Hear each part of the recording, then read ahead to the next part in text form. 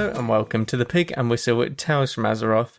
As always, here at the Pig and Whistle Inn in Stormwind, I go for a variety of subjects with regards to World of Warcraft. So grab a bottle or a pint, sit back and enjoy.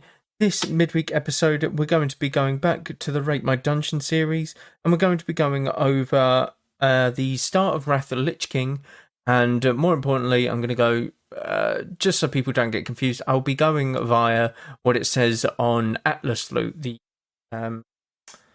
add-on in-game, because it makes it a lot easier to keep track of where I am.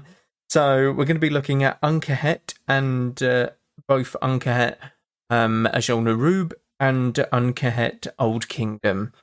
Actually, I think Uncahet is just Old Kingdom. I think Azjol Nerub doesn't have the first part to its name. But they are located within Dragonblight, the left side of Dragonblight. Inside a little bit of a Nerubian cave, essentially, and they're both located in the same place. The Uncahet, or Azjol Nerub, is the first one that you will encounter in your leveling. It is 3 bosses long. This is the same for Heroic. It's a very simple layout. The gear is kind of meh, I'm not going to lie. There's very few pieces. You probably just go in here to do the quests more than anything and get out. You don't really go in there for loot.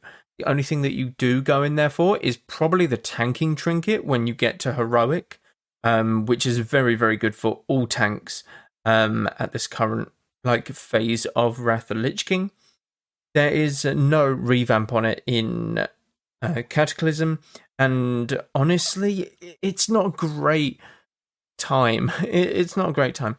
The first... it's a very small dungeon, so it's very good for leveling. Hop in there, do a couple quests, and hop out.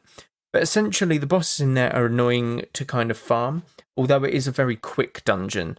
So it does have that going for it, but the bosses in general are just annoying and obnoxious. The second boss, you have to wait for it to come up the tunnel. You can meet it down there or skip it, but ideally the tank wants this boss if you're doing Heroic, because he does drop a really nice trinket. And the third boss, Anubarak, has a mechanic where basically he digs underground and you can't kill him, and he's under there for about a minute or so, and you have to kill ads. And he does this 4 times in the fight. And if you have a lot of damage, it's not really a problem. It's kind of just you're standing around waiting though, which is the annoying part of it all. So yeah, it's not the most enjoyable dungeon, I will have to say. And there isn't much loot to go in there and farm. So it kind of makes it redundant towards the end, but I suppose you still have daily quests in there. The stuff that you get from Raid, Naxxramas, can drop from Heroic Plus in there, so it's kind of useful. But it's not like the first, oh my god, I want to do a Azjol Nerub today kind of deal. It's more you would want to do other dungeons instead. Its counterpart, though, Old Kingdom, is once again very simple layout. It's got a couple of different ways that you can go about it, though. It's not linear at all. You can choose to do all 5 bosses for both normal and Heroic, and although normal does only have 4 bosses. But if you wanted to do a skip run, you can do only 2 bosses. The second and the last boss is what a skip run is. It means that you just have the daily quest and you have to kill the last boss for the daily quest. The second boss you have to kill in order to get to the last boss. So it's one of them things. But it's very good because it's not linear. It's not taking you through just this one passage. It's very much, if you wanted to do the optional bosses, you can, but you're not forced to. So if you want the extra gear and stuff, you're more than welcome to it. The trash in there is actually quite fun. There's quite big pools in there to do. So essentially you can AoE a lot of this. The last boss is very fun as well. It takes you into a dimension where you have to kill your party members, but they aren't really your party members, that kind of thing. It really does set you up for General Vesax in Ulduar, more than anything, this boss fight. But I think that it's a really fun dungeon purely on the basis that it isn't as linear as Azjol Nerub, and the mechanics of the bosses in the instance aren't as annoying, to say the least anyway. So I would probably give this one a little bit more of a higher score.